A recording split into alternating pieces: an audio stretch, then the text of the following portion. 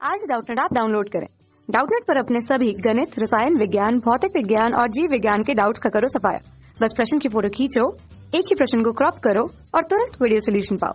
अभी डाउनलोड करें। नमस्कार दोस्तों, आज का हमारा सवाल है निम्न असमीका निकायों को आलेखी विधि से हल कीजिए। और यहाँ पर असमीका निकाय में दे रखा है x बड़ा है या बराबर है 0 के, y बड़ा है या बराबर है 0 के, 4x प्लस 5y छोटा है या बराबर है 20 के, 3x प्लस y छोटा है या बराबर है 6 के। तो आइए इस सवाल को हल करते हैं। तो यहाँ पर हमें क्या बोला है, असमीका निकाय को आलेखी विधि से हल कीजिए। तो सबसे पहले तो मैं क्या करूंगा, असमीका निकाय को आलेखी विधि से हल करते हैं तो असमीका की चिन्ह की जगह हम बराबर का चिन्ह लगाते हैं। तो यहाँ पर असमीका का चिन्ह हटाऊंगा तो हमारे पास क्या आ जाएगा, x बराबर 0, यहाँ पर हटाऊंगा तो y बराबर 0। इसी प्रकार इसका हटाऊंगा इस रेखा का तो ये हो जाएगा 4x प्लस 5y बराबर 20, और इसका हटाऊंगा तो ये हो जाएगा हमारे पास 3x प्लस का y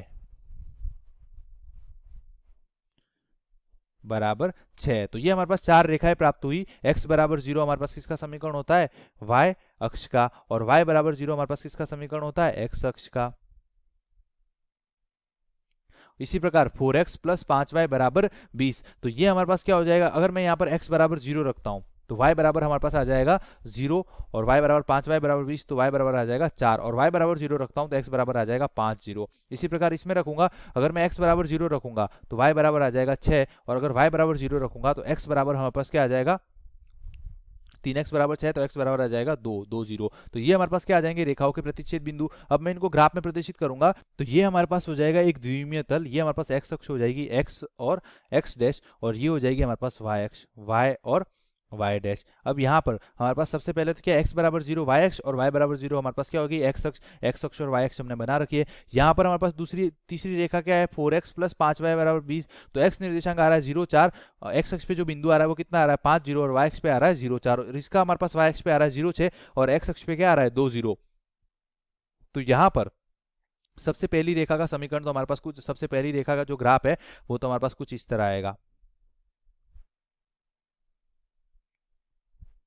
और जो दूसरी रेखा का ग्राफ है वो हमारे पास क्या आ जाएगा, इस तरफ।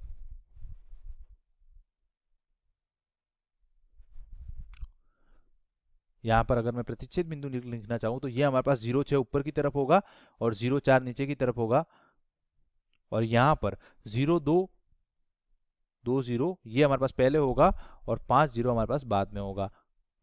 ये हमारे पास रेखा हो जाएगी 0 6 वाली। इस रेखा को अगर मैं रेखा 2 बोलूँ और इसको अगर मैं रेखा 1 बोलूँ तो ये तो हमारे पास रेखा 2 का ग्राफ हो जाएगा, और ये हमारे पास क्या हो जाएगा, रेखा 1 का ग्राफ। अब हमें क्या निकालना है, ये तो हमने रेखाओं को प्रदर्शित कर लिया। अब हम क्या निकालेंगे, असमीका का हल क्षेत्र। तो किस प्रकार निकालूंगा, तो यहाँ पर मैं क्या दे रखा है, x ग्रेटर देन 0, मतलब x का मान 0 से बड़ा, मतलब धनात्मक होना चाहिए। तो मूल बिंदु के इस तरफ x धनात्मक होता है, और x बराबर 0 हमारे पास y अक्ष होता है, तो y अक्ष हमारे पास इस तरफ, मूल बिंदु के इस तरफ x धनात्मक होता है, तो इसका हल क्षेत्र हमारे पास इस तरफ आएगा।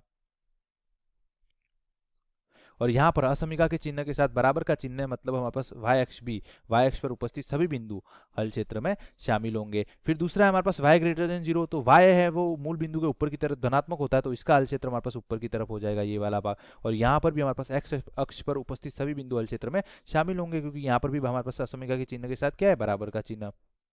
अब तीसरी रेखा और चौथी, मतलब हमारे पास जो हमने दूसरी रेखा बोला है, पहली और दूसरी रेखा, इसका हल क्षेत्र किस प्रकार निकालेंगे। तो यहाँ पर अगर मैं पहली रेखा की बात करूं तो पहली रेखा के नीचे की तरफ हमारे पास मूल बिंदु है। अगर मूल बिंदु असमीका को संतुष्ट करता है, उस रेखा की असमीका को संतुष्ट करता है, तो हल क्षेत्र मूल बिंदु की तरफ होगा, नहीं तो विपरीत तरफ। इसी प्रकार दूसरी रेखा का होगा, तो दोनों में मूल बिंदु रख के मैं संतुष्ट करवाऊंगा, देखूंगा कि संतुष्ट करता है या नहीं करता। तो पहली रेखा की बात करूं तो पहली रेखा में मूल बिंदु रखूंगा तो 0 प्लस 0, 0 छोटा है या बराबर है 20 के, जो कि सत्य है, 0 है वो 20 से छोटा है, मतलब हमारे पास जो हल क्षेत्र है वो नीचे की तरफ होगा।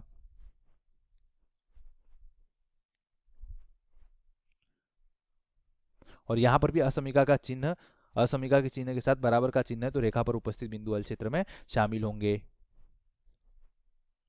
अब मैं दूसरी रेखा की बात करूंगा तो दूसरी रेखा में हमारे पास क्या है, दूसरी रेखा में मूल बिंदु रखूंगा तो मूल बिंदु क्या हो जाएगा हमारे पास दूसरी रेखा में, 0 प्लस 0, 0 छोटा है या बराबर है 6 के, जो भी हमारे पास क्या है, सत्य है, ये भी सत्य है, मतलब दूसरी रेखा भी मूल बिंदु को संतुष्ट करती है, और मूल बिंदु रेखा के नीचे की तरफ है, मतलब हल क्षेत्र मूल बिंदु की तरफ नीचे की तरफ हो जाएगा। तो ये हमारे पास क्या आ जाएगा, दूसरी रेखा का हल क्षेत्र।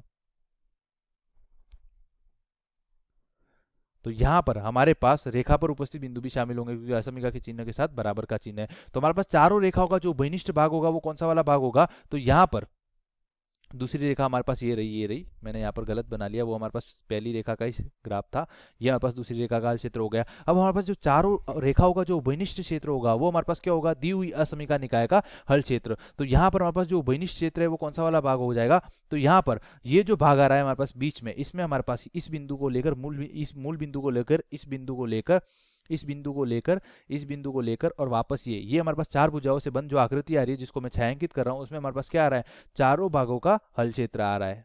तो ये हमारे पास क्या हो जाएगा, दी हुई असमीका का हल क्षेत्र।